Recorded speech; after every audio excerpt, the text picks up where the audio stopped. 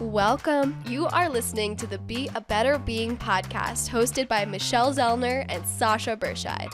Michelle and Sasha are here to give you information and inspiration to help you live your healthiest, happiest lives. Thank you for tuning in. We hope you enjoy the show. Greetings. Thank you for tuning in to the Be a Better Being podcast. I'm Michelle Zellner, your host, and I am pleased as punch to get to introduce you to my guest today. Most of you probably know that October is Breast Cancer Awareness Month. That's why I'm wearing pink. And this conversation does sort of talk about breast cancer, but probably not in the way that you're expecting. But I promise I promise it'll all make sense once we get into it. So, my dear friend Polly Letofsky, welcome to the show. Thanks for having me.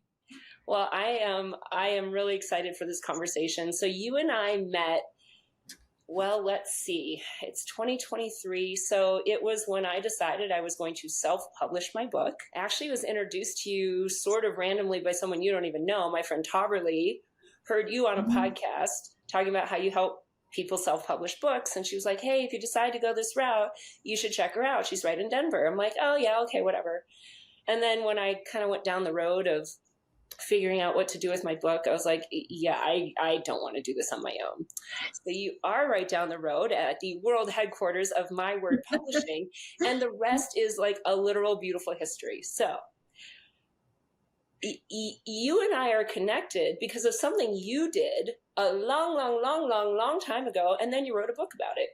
And then because of all the things you learned when you had somebody else publish your book, you decided to educate and coach and help people publish their own books. And all of that is because you did this thing a long time ago. What's the big thing? That's the thing I want to talk about. So I'm done talking for a minute. Let's give them just a little bit of background on you, who you are, where where your stats and all that came from, then that big thing that you did, why you did it, and all the things we learned from it. Okay, well, I was 12 years old growing up in the era of the feral child in the 70s, Minneapolis. And I was always curious. I always wanted to ride my bike down one more block, and around this corner and down that alley. And I got this idea through a story in the newspaper of a man walking around the world, that's how I wanted to go see the rest of the world someday. And I'm going to walk around the world when I grow up. But of course, that's thinking so far outside the box, that ain't never really going to happen, but it stuck with me. So throughout then my growing up and through my 20s and into my 30s, it started popping more and more into the forefront of my mind. So at the age of 34, I was struck hard by it, saying, if I'm ever going to do that, it best be now. So I started planning, and at the age of 37, I left and I walked around the world. And that means 4 continents, 23 countries, over 14,000 miles by foot. And I know the first question everyone has, how do you get across the water? So when I'm feeling like a smart ass, I say I walk on water. But according to the Guinness Book of World Records, at that time anyway, because they don't do this record anymore, to say that you walked around the world, you could fly continent to continent and walk at least 14,000 miles. So that's what I did. And I decided that it had to be worth something much more than just Polly wandering and Polly's discovery. So I decided I had to get a cause I was passionate about. So at that time, there were a number of women in my world who were being diagnosed with breast cancer.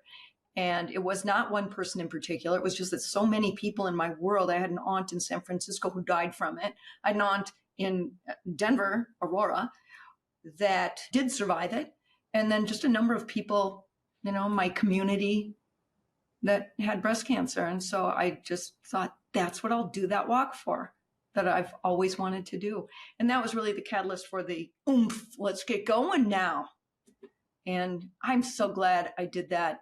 So everyone says, oh, you must have had breast cancer. No, I didn't have it. But boy, see, the way I see it is that there's no possible way I could get breast cancer now because of what I've done now for breast cancer. That would be so ironic. Right.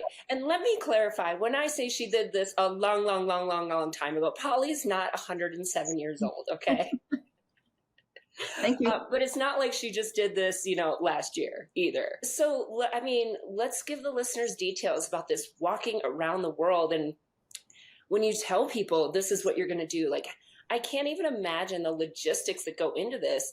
And then because it is for this cause, breast cancer, did that involve fundraising? Tell us some of those other details that went into making this happen. Yeah. When I was planning it was the late 90s, 97, 98, 99. And if I can take you back technologically to those days, those years, we were just starting to hear about these things called mobile phones, okay? And there were a couple of websites, they were mostly government websites at the time.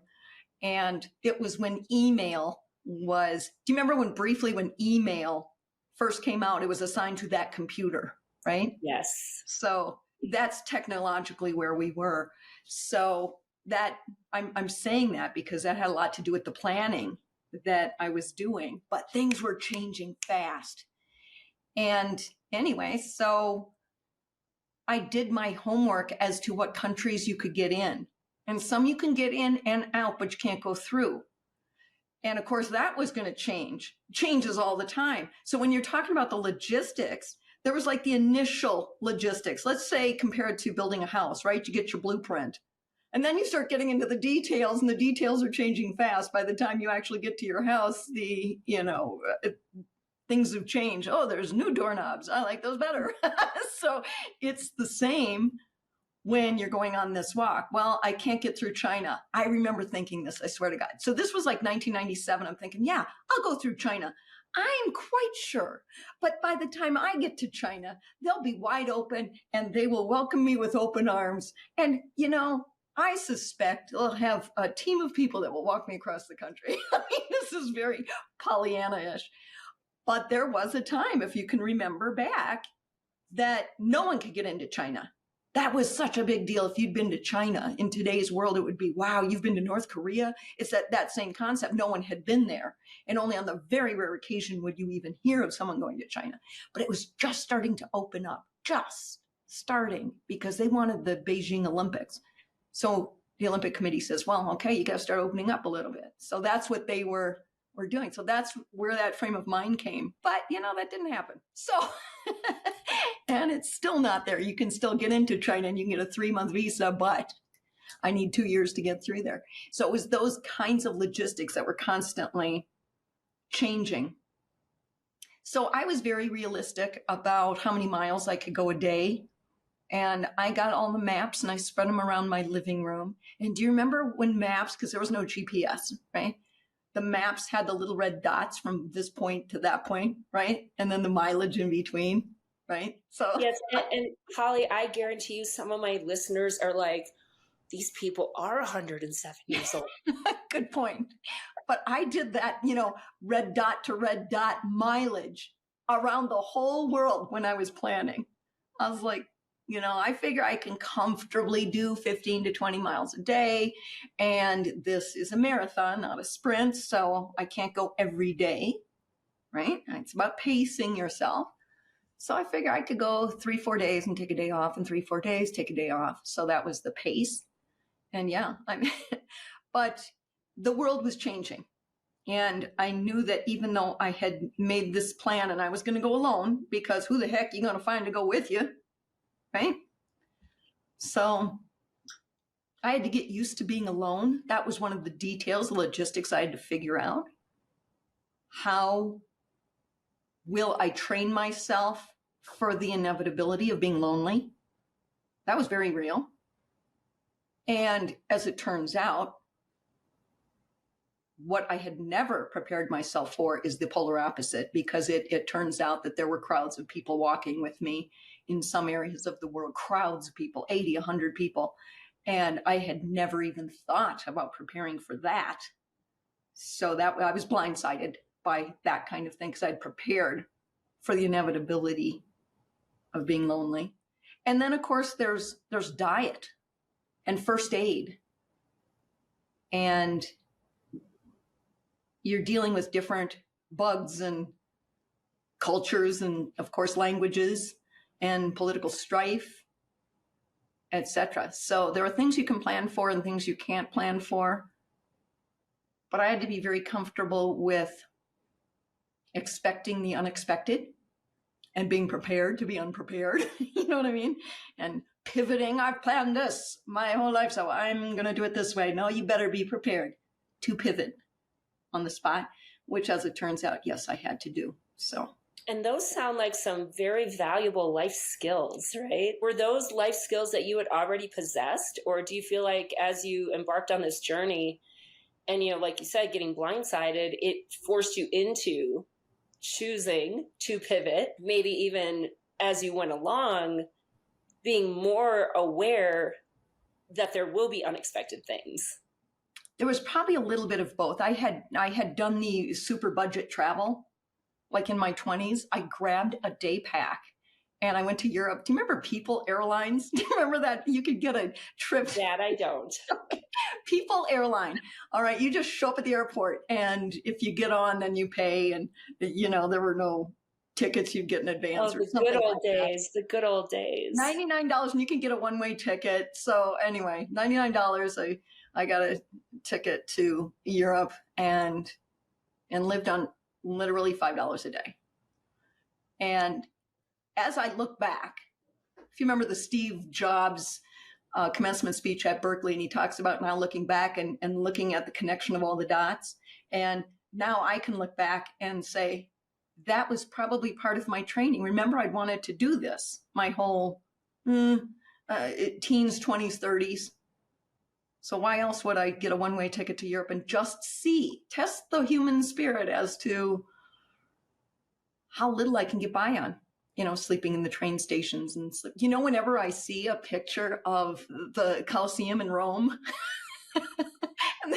I actually, I stayed in Rome for a number of days, and that's where I'd always kind of go shower, is the sprinkler system at the Colosseum in Rome. So whenever that shows up in a TV show or a movie, I'm like, yeah, oh, takes me home. So that's the kind of traveling I was doing. And I really believe, when I look back, that was part of my training for sort of living on that kind of budget and living by the seat of your pants and trusting not only yourself to get through it, but reaching out to strangers, because that is one of the skill sets I learned. Yeah. The ability to ask for help, which is something a lot of people struggle with. Right? Thinking, I can do all this on my own and I'm going to do it all on my own, or it doesn't count. I think a lot of people kind of have that mentality or that attitude. If I get help, well, then it doesn't count. I didn't really do it. Well, that's just not a realistic way to go through life, anything in life. You're so right. That's exactly what it is. What about when you told friends and family, okay, I am doing this? What was the scope of support, or maybe hesitation? Anybody try to talk you out of it? There was no one trying to talk me out of it, not even my parents, but I knew it was thinking way outside the box.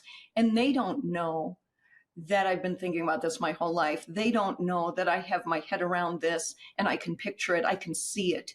It is a vision in my head so clear that, earthquake happens. Big deal. Just jump over that crack in the earth. It's so clear, and I'm so focused on it. So I have to realize that when I tell them. So I remember my mom was visiting me, and I was living in Vail, Colorado at the time, and she came through, and I said, listen, I have something to tell you, and I need you to be supportive. So if you have to fake it, go ahead and fake it, but I need you to be supportive. And I'm sure she's thinking, oh, geez, you have, the parole officer or something, right? And so she sits down on the couch and she gets stuff ready and she says, okay, I'm ready. And I say, I'm planning a walk around the world. I'm going to leave next August 1st. And this is how it's going to work. And I need you to be supportive. I've been thinking about this my whole life, and I tell her how it's going to work. And then I lifted her jaw off the ground. And no, she said, well, wow, that is fantastic. You have all my support. And she was a little over the moon. And later, in the middle of my walk, I had a phone call with her. And we were talking about that moment that I had told her this. She said, well, I thought, hey, I may as well be supportive. That ain't never going to happen. So I'll just go ahead and be supportive. And of course it did happen. And of course her and then my father were so supportive, and I'm sure very nervous, but they were supportive, and God bless them. Because I'll tell you, I've never been a parent, but I'm a parent of cats. And if a cat is missing for 2 minutes, I just lose my stinking mind. Right? And so God bless them. They were very supportive parents. Yeah. And I imagine, I know I can relate to even just a story like that, telling somebody this really big news that you have known for a long time. For whatever reason, you didn't feel comfortable enough sharing this big, bold idea with them all along the way. So for them, it's like this brand new information that you just woke up yesterday. I'm like, I'm going to walk around the world, right? Right. So I think that you had already done all the work, like this is how it's going to work, and then prepared them for delivering this message, telling them exactly what you need. I need your support. I don't need your opinion. I don't need, your guidance. Right? I think so often when we do go to somebody with information or an idea, we don't tell them what we need from them. Sometimes I do want your opinion. Sometimes I do want your guidance. Sometimes I do just want you to tell me what I want to hear, right? And I think the more the person who has that information and is about to deliver it, the more we analyze and understand what it is that we need from people, and we can articulate that, then they will either give it or not, right? And I think it's interesting that your mom figured, she's not going to do it anyway, so why not tell her I support her, of course, right? And so good for your mom even for just doing that, whether, who would think that's going to happen, right? But maybe she doesn't know her daughter well enough to know that when Polly says she's going to do something, she does it. Yeah, well, again, they sure got on board, and God bless them. Years later, then when I was done, and social media then was around, there was this Facebook group that formed called the 3200 Club, which is people that have walked across the country. To which I say, oh, isn't that cute? No, I'm just kidding. So anyway, I became friends with this one woman who's preparing to go walk across the country, and she called me and very upset that her parents were not supportive. And I said, well, you got to understand that they don't have their head around this like you do. You have that vision so clear. So you got to make sure they understand that. And you also, because we want to protect our loved ones too. They're just worried about us. So we got to make sure they understand the picture. And also I said, why don't you go ahead and create a contract with them? The contract will say something like, I will text you twice a day. Okay, texting wasn't around when I left. I hate to think that was like, and in my day, but it wasn't even that long ago. But texting did not exist. But promise them you will not get into a windowless white van to go see someone's puppies. And you will make smart decisions and things like that. So that ended up okay. But we have to understand where the mindset of our loved ones is and respect that. Yeah, and I think for the most part, when somebody is not supporting you, it's out of fear that you're going to come into harm's way, right? Yep. In whatever that is, whether they're not supporting you in this big, hairy physical idea, or not supporting you in quitting your job and starting your own business, or not supporting you in a relationship that you either want to stay in, enter in, or leave, right? The fact that they are not supportive is usually a reflection of their own fear versus anything to do with your situation. And, you can't control whether someone is afraid for you or supports you in something or not. So when you know in your soul of souls that this is what you want to do, yes, if we have support, awesome, makes life so much easier. Mm-hmm. If you don't, then you dig deep into you, knowing why you are doing this, why it matters, and trust in yourself, and you do it. Hopefully you'll get support from others, because again, to go it alone, no matter what it is probably not going to work out in the long run. But I think a lot of times when we don't get the support we're looking for from those people who mean the most to us, then we start to question ourselves. We doubt ourselves. We don't do it, right? Because, well, what if they're right? what if I'm going to fail? What if this is going to be dangerous? What if? And then we don't do things. We hold back. Yeah, I don't have any problem. In fact, I may have mentioned this to a couple of people that were long distance walkers, but you have to let those people go too. You know, that's not to be rude or mean, but you have a goal in mind. So surround yourself with those that believe in you and that will cheer you on. I think I didn't say anything to anybody for the longest time. I was well into my planning phase when I kind of accidentally said it out loud one time. And someone just said, why are you walking everywhere? And why are you hiking all the time and working out? And it was some random person that I knew, but wasn't a really close friend. They weren't going to hold me to it. But I just said, oh, I'm planning this walk around the world. First time I ever said it out loud. And my thought process is, well, I said it out loud. I guess now I have to do it.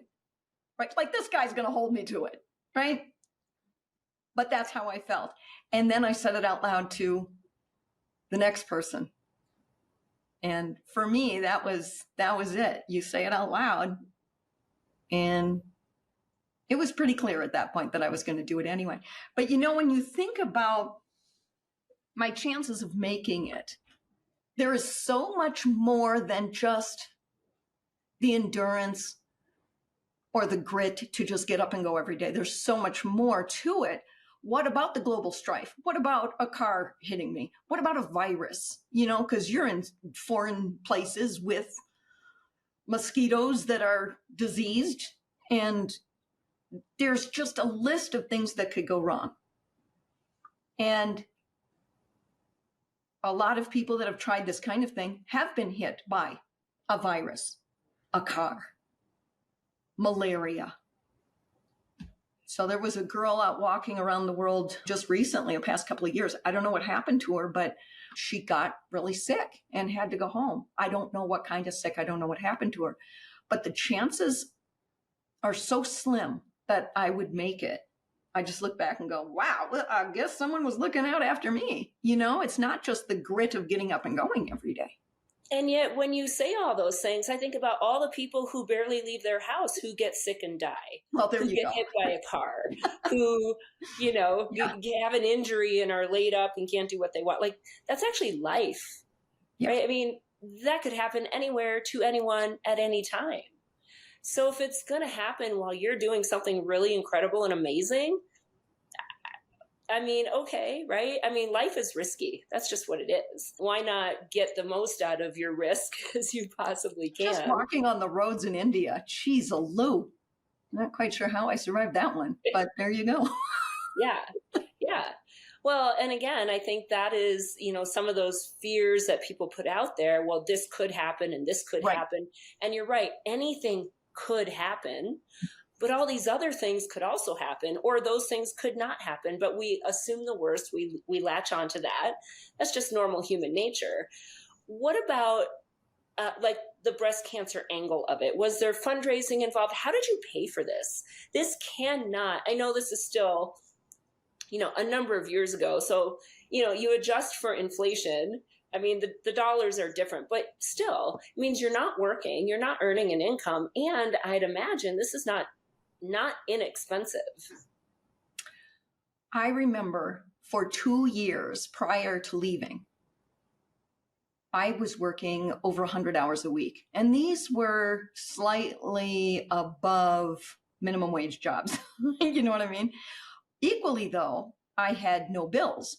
I was living in a town that had a good bus service, and that's all, or walkable, you know. I walked most of it all the time. So I really had no bills. So I had a little condo, rented it out, and I got one of the great scores of my life. I was working at a hotel, and in these resort communities, they have what are condo-tels, essentially daytime hotels. So they needed someone on staff at night in case someone lost their keys, had a late check-in. So they gave me that condo right at the base of Vail Mountain, where I didn't pay anything for nothing. That's not too shabby. So it was 2 years where I had no bills and worked 100 hours. So that helped give me a nice nest egg. And once I got on the road, I was stunned and I guess I still am, how people came out of the woodwork to help me.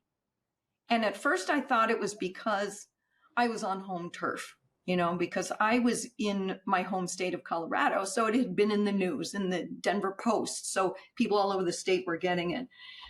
So people would see me on the road and, bring me lunch or stay at my house or, I bought you a hotel up the road, and people were just awesome, right? Strangers just reaching out, stopping me on the road and offering these food.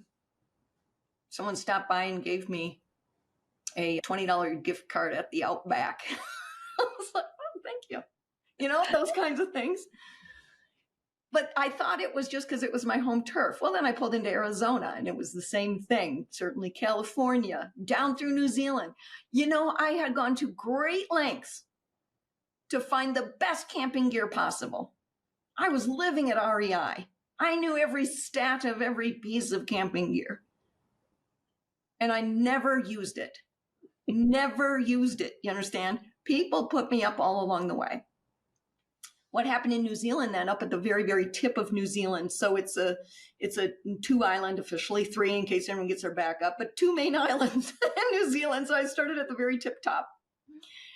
And the first town I was walking into, there was a family that was suffering from breast cancer. The mother of the family had breast cancer. So they said, please come and stay with us. I said, great. So I went and stayed with them and had dinner, sitting around the dinner table talking about how breast cancer has affected them. And then I walked to the next town and they had made an introduction to someone in the next town that had breast cancer. And that continued pretty much down through New Zealand. So I never used my camping gear. And then I get over to Australia. I'm like, oh, for sure, because Australia has these huge stretches between towns. For sure, I'll need it there. So I pack up all my camping gear and head out. And the 4th night in Australia, the first 4 nights, people of the Breast Cancer Network Australia, the beneficiary of that portion of my walk, they would come out on the road and pick me up and feed me and water me and, and drop me off at my same spot the next day. But the 4th night, I met this woman on the side of the road who was president of the Lions Club. And she says, well, the Lions Club's got to get involved with this. Why don't you come home with me? And I said, okay. So I followed, Margaret was her name, and I followed her home with my buggy Bob. But my buggy Bob was a baby carriage. What do you call them? Stroller. Thanks. It's an American term. Yes. Stroller. Carriage is what they call it there. But anyway, baby stroller, and they took out the baby sling and replaced it with sort of this backpack on wheels. So I'm pushing Bob and we follow Margaret home. And she called all of her Lions Club buddies and said, meet us at the pub. And the pub is where everyone gathers, in the smallest of rural towns to the big cities. So we go to this pub and sure enough, the whole town is there. And Margaret got up on this stool and she got everyone's attention and she introduced me to everyone and what I'm doing, and all the funds raised here stay here and help Australian women. So she said, let's show her a little Aussie spirit. And then she leaned over and she plucked the hat right off a guy's head and starts passing this hat around. And you can't get a photo of it at all. But I have this photo etched in my head of everyone throwing money into this hat that's floating past them, and down the bar and across the restaurant and past the dartboard competition. And the bartender counted it out and announced to everybody that we've raised $332 for the Breast Cancer Network. Yay! And he wrote a check and sent it down to the Breast Cancer Network. And Margaret called the next Lions Club up the road and said, this is what she's doing. Can you help her out? Sure, send her up. So the Lions Clubs met me in the middle of the road and took me out to the pub, and they raised funds and they called the next Lions Club. And that snowballed into an international sponsorship and passed me village to village, essentially around the world. So I didn't need my camping gear and I was well looked after. In fact, they started sort of getting into competitions. It's like, where did they put you up last night? Well, they put me up at this hotel and got me a massage. Whoa, we put you up at this hotel, give you 2 massages. So that comes to your next question. How much did this cost? Pretty darn minimal. I remember keeping track. I had this little Excel spreadsheet and I kept track of every penny. And say in Australia, if I spent $25 a month, I was mad at myself. And the only reason I spent $25, that was generally for a postcard, because my routine was stay with the family, walk 2 or 3 nights up the road and buy a postcard and send the thank you, right? So that was and the stamp, of course. So that's pretty much the $25 right there. Once in a blue moon, I'd get an ice cream on the way or something. But the Lions clubs around the world, and then eventually Rotary clubs too, took such good care of me. In Malaysia, I made money. They're like, the Lions clubs, they would like, pass me money like behind their back. And I'm like, no, I'm all taken care of. No, you must want something. Take it. Like, wow. Okay. And I think that is just a testament to the power of your network, right? Your network is so incredibly important for success. And so many of us have this little teeny tiny network, and we just keep to our little teeny tiny network for whatever reason, because it's comfortable and it's safe, and we're scared to ask other people. We're scared to go put ourselves out there for things. If you have somebody like Margaret who's just going to pluck you and make you part of the network, that's awesome. I know I'm grateful for all the people in my life that have invited me into their network. But sometimes we have to be that person who is proactive about expanding our network.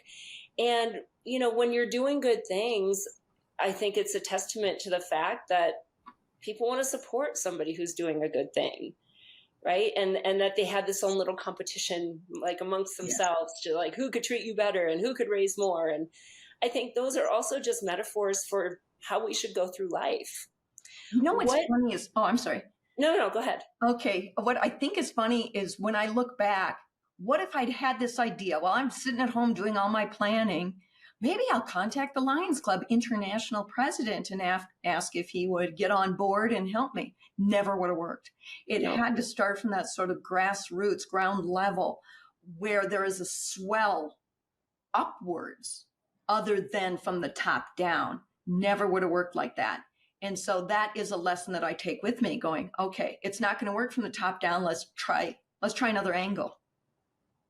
And I remember that a lot. Yeah.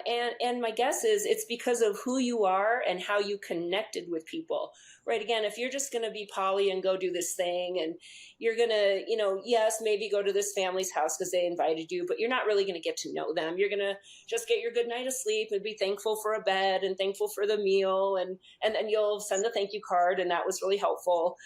I know that's not you. You made these people feel special, feel important, feel cared about. Right. And it's that human connection that is what helps us all thrive in some way. So that grassroots situation took place because of what you put out there.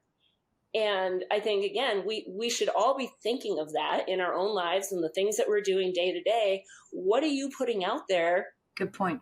To maybe create a grassroots groundswell for yourself or for a cause or for whatever, right? That energetic exchange makes all the difference in the world. And then who knows where it leads to. Can I add to that is what happened, and that is the story. That's how I tell it. The Lions Club started helping me town to town, village to village, and eventually became an international sponsor. And that is what happened. Here's the details. Is at the beginning, it was a struggle to keep that moving. I did have to work that and nurse that to keep it going. You know what I mean? It's not as easy as I make it sound. Not that I'm ashamed of it, but it's like you sort of cut to a chase with the storytelling, it's like, no one wants all the details or the bigger story, but that I did nurse it at the beginning, and then it flowed easier as I started getting further along, because at first one Lions Club would be shy to introduce me the next. And if I broke that chain, meaning missed a town, that was tough to get back into that chain. So I had to keep that going and urge them, ask them to please make an introduction to the next town. As it started going and it started getting more press, then the Lions Clubs up the road started hearing about it and reaching out to all their Lions Club buddies along my route. And then it became easier. But that's the reality, is I still had to work it. Well, yeah. And I think, nobody should be thinking that you can just sit back and things are going to happen. We always have to be active participants in our own journeys and our own growth and our own success, right? You can have the greatest idea, the greatest determination, but if you are not constantly doing the work, it is going to break the chain at some point. Sometimes I talk about teamwork. Like, well, how do you talk about teamwork if you went on this walk by yourself? It's like, okay, first of all, there is the Lions Club. All right. And they were helping me, even though every day I met someone new in a new town, down a new road. I remember sometimes I would forget food. And sometimes there was no, kiosk or shop. And so I was like, oh, this poor fool coming down the road has no idea he's part of my team today. And I would step in and wave them down. And oftentimes it wasn't the same language. So they're shocked to see this American girl out pushing her baby, because that's what it looks like, in the middle of the road. And I would say, I'm sorry, do you have any food? But I tried to say quickly, but succinctly, because they don't speak English, I am walking around the world. I am short of food. Do you have any food? And then they click and, look under seats and dig in their purse and try to give me something. Or they'd go into town and bring me something. So that's how I worked that team. Yeah. The world was my team. Absolutely. And I think we can all think about our teammates, right? I mean, I have teammates in all corners of the world too. Some of them are pulling more weight than others at any given time. And I'm a teammate for people from all over the world as well. Like, again, that is the bigger picture of all of this, is we're all kind of in this together, right? Like, in some kind of way. It would be nice if we worked together to help each other, whether that is your own, friend who's trying to start her business, or a sibling who has this really big idea, this big, bold goal, or this 12-year-old who has this wild idea that she wants to go do something super wild and scary, and oh yeah, that's not going to happen. Maybe let her dream, let her plan it. Let's see how it works. Yeah, and let her fail, Yeah. Instead of very often stifling someone's imagination or desire or dreams, right, because of our own perceptions of what that may or may not be. So I want to fast forward, because here's the thing, listeners, Polly wrote this all in a book, and you should get it. It's incredible. It's called 3 Miles Per Hour, and it's a fascinating read. She goes into all the details of the stories. I'd already met you, started working with you to publish my book when I read your book, and I mean, I felt like we'd been best friends forever after having read that. So I definitely encourage every listener to get the book and read it, because it's really an incredible story. Fast forward now, the walk is done. You're back. You've done this thing. You write a book. Take us from there. Okay. I got home, and it took me about 6 years to write the book, because I ain't no trust fund kid. I had to get a job. In fact, I got 2-3 jobs. So it took me a long time to write the book. And then I was finally done and handed it to a crooked publisher. And here's the thing, is I don't want to pretend that big publishers, traditional houses, were flocking over me. They weren't. But I was talking to 2 of them. And both of them that I was talking to reviewed the manuscript and said, well, we need some romance. Could you throw some romance in there? I'm like, oh, I'd love to. It's like, there wasn't any though. What do you want me to just make it up? And they said, well, you could take some literary license, perhaps. I was like, oh, geez, because I'll tell you, when I sat down to really write the book, I made myself a promise. I'm going to tell an honest story. If it's politically incorrect, if it makes me look bad, like when I lost my temper, way overreacted to something, didn't like something of a certain culture, like just, I'm a bitch, whatever. Okay. I wanted to tell an honest story. So when they said, just throw some romance in there, I thought, oh, geez, this isn't going to land well. The self-publishing route was not in a good place in 2005, 2006, 2007, when I was writing the book. So I chose this route called hybrid publishing, partner publishing. Well, that sounded swell. Oh, we'll share and be partners. Oh, swell. I love that. And signed on. And now I know that that is not a good way to go, but I didn't at the time. So I signed the contract. And boy, once you sign that contract, publishing contracts are very much a one-way street. Like a marriage, you sign on and there's no exit date. You know what I mean? So I was doomed right away when I realized what I'd gotten myself into. Too bad. I'd signed the contract. And I'll tell you, everyone told me, keep your copyrights. Whatever you do, keep your copyrights. So I asked this publisher, can I keep my copyrights? She said, sure. It's like, oh, well, that was easy. What I didn't know to ask, and this is my $15,000 lesson, is there are many more rights than your copyrights. So I had my copyrights. She had my sales rights, distribution rights, foreign rights, digital rights. And there is the name of a right. That means anything in the future that may be invented that doesn't exist right now, but we have the rights to it.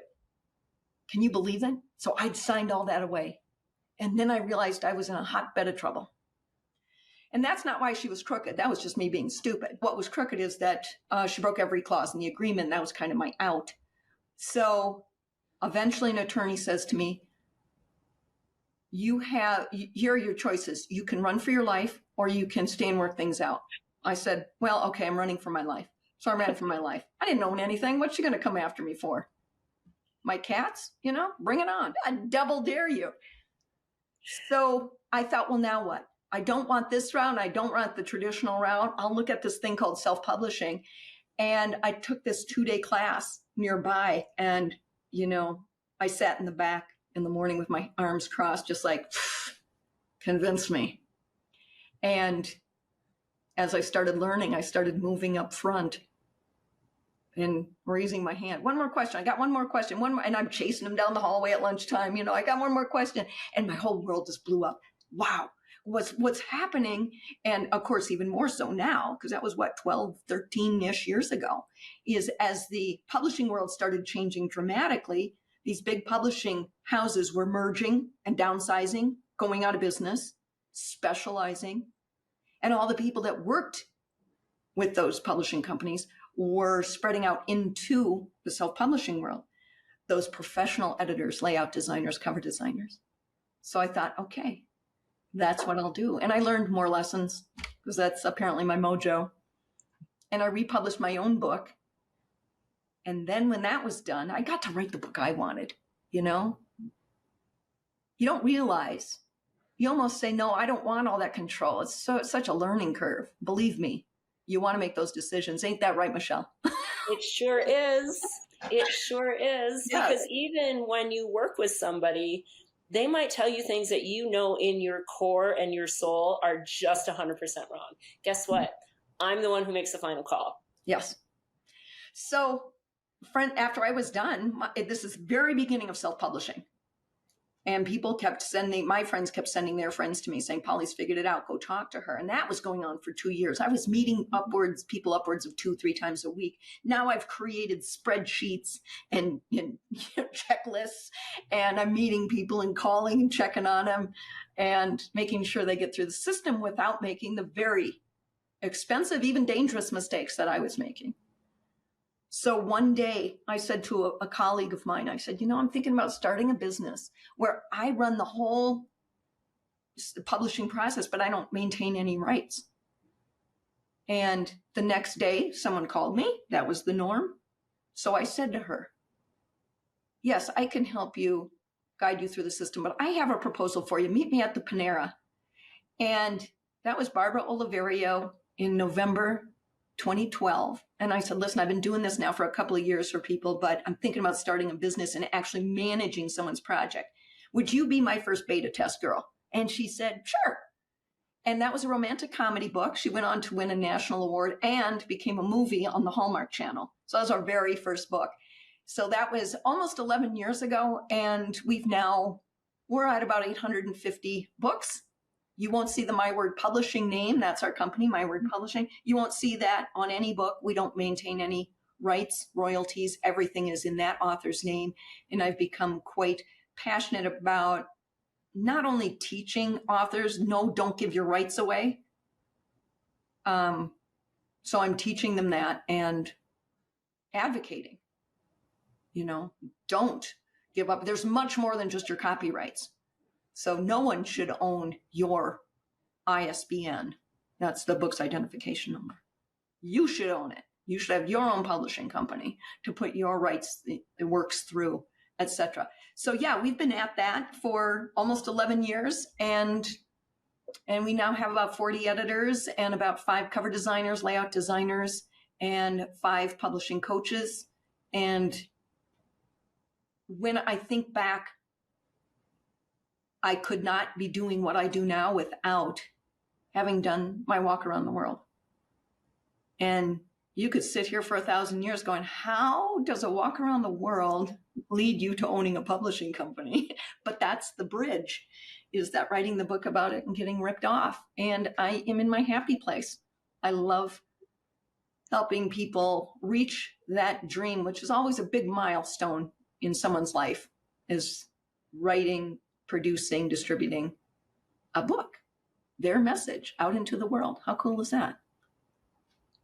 Well, as someone who's done it and who's done it with you, it's super cool. And I can tell you that it is way more rewarding to do it with somebody, alongside somebody who knows what they're doing. Because, I mean, could I have figured it all out? I mean, probably, sort of, kind of. Do I want to spend my time and energy doing that? No, this is not my area of expertise. I wrote the book. Okay, that was my contribution, writing the book. I want somebody who knows how to turn the book into an actual book that people can buy and read, and that my name is on the front of it, and then it's my story, and I picked the cover art, and I went against what the editor said because I knew at my core that, no, you're wrong, I'm right. Right. I want someone to go alongside that journey with me, because otherwise, if I'm doing this all myself, I'm questioning everything.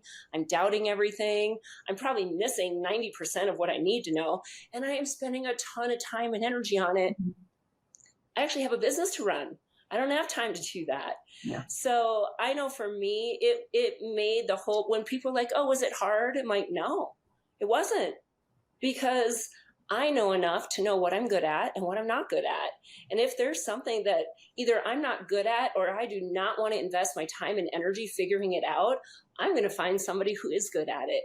And then they'll guide me through it, and it will be such a pleasant experience. And I will say, I mean, you and I are friends this many years later, and it is because you took that walk around the world. Yeah. Because as we are working together, we're also learning about each other. We learn there's some pretty solid foundational connections that we have and things in common. And now this friendship has way outlasted our business relationship. And it's something that, again, never would have had if you didn't take that walk around the world, if you didn't write the book, if I didn't decide to write a book, if Tarverly didn't hear you on a podcast talking about how you help self-publishers, right? So there are so many threads to everything.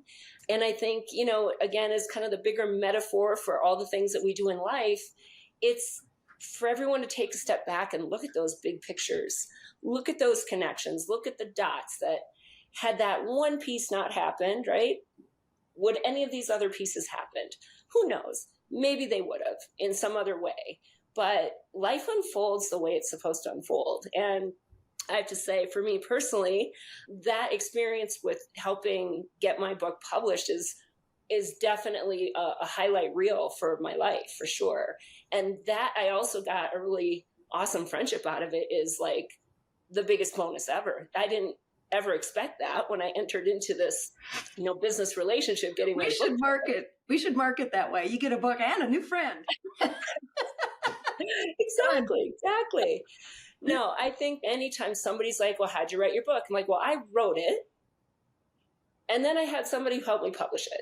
Because, that's the piece. Now, some people need the help writing, right? And that's a different thing. Mm-hmm. And you have writing classes and all that stuff too. And I worked with the memoir coach, Tammy Koya, not to help me write the book, but really just to give me the space and the energy to write it. I interviewed her last year. So listeners, if you need to go back to last year, listen to that conversation, because it's also pretty incredible. Before we officially wrap this up though, Polly, is there anything people should know, whether it's things you learned along the walk, just health and wellness in general, writing a book? What is one thing you want to leave the audience with? I'll tell you a lesson, all these years later, I can look back and say, yeah, I learned that from my walk or became stronger on my walk. But here's something I take with me every day when you're overwhelmed, and I take this with me in business, is I actually have this with me. You see this index card thing? Every single day, I write down at least 3 things I did that day that moved me forward. Not just 3 things I did, but 3 things I did that moved me forward. Because sometimes we forget how far we've come, right? And I remember walking with someone one day in Australia, and we walked like 18 miles. And we went back then to wherever we were staying, and he's looking at the map of the world, and he says, don't you get frustrated when you've walked all day and you're so exhausted and you look at the map and you've come this far? And I pulled out, the map, said, look how far I've come though, just by taking one step at a time. And that's perspective. So cut to your life and certainly work or business. You forget, because everything's moving so incrementally. You forget how far you've come when you look back 5, 10 years and see how far you've come. So I've kept all of these little index cards since I was on my walk, and I have a huge box of them. And sometimes I'll pick it up and go, oh, that's where I was in my life, that was new. That was brand new. Oh, isn't that cute? You know what I mean? So it keeps perspective on how far you've come and to be proud of yourself. So that's something that's really helped me, is to take those 3 steps every day and sometimes look back and be grateful and realize how blessed you have and how much work you've done. I love perspective. That. Such a powerful message, because we look at what we haven't accomplished, how much more we have to do. Mm-hmm. And we bypass all the gains, all the things we've learned and grown. And that piece of it is so important to remember. So I think that's a great way to wrap us up. My friend, thank you so much, as I knew it would be a super fun conversation. And everybody listening, number 1, go get Polly's book. Number 2, ways to connect with her will be in the show notes. So if you are thinking about writing a book, or you're writing, you don't know how to publish, please reach out to her. And number 3, go and be a better being. Thank you for listening to the Be a Better Being podcast. Michelle and Sasha hope that what you heard today inspires you to embrace this journey of life with an open mind, a kind heart, and a willingness to learn and evolve. If you enjoyed the content, please help spread their message by subscribing, sharing, and leaving a 5-star review. If you have a show topic idea or would like to be a guest, please visit betterbeings.net and fill out a contact form. Until next time, go and be a better being.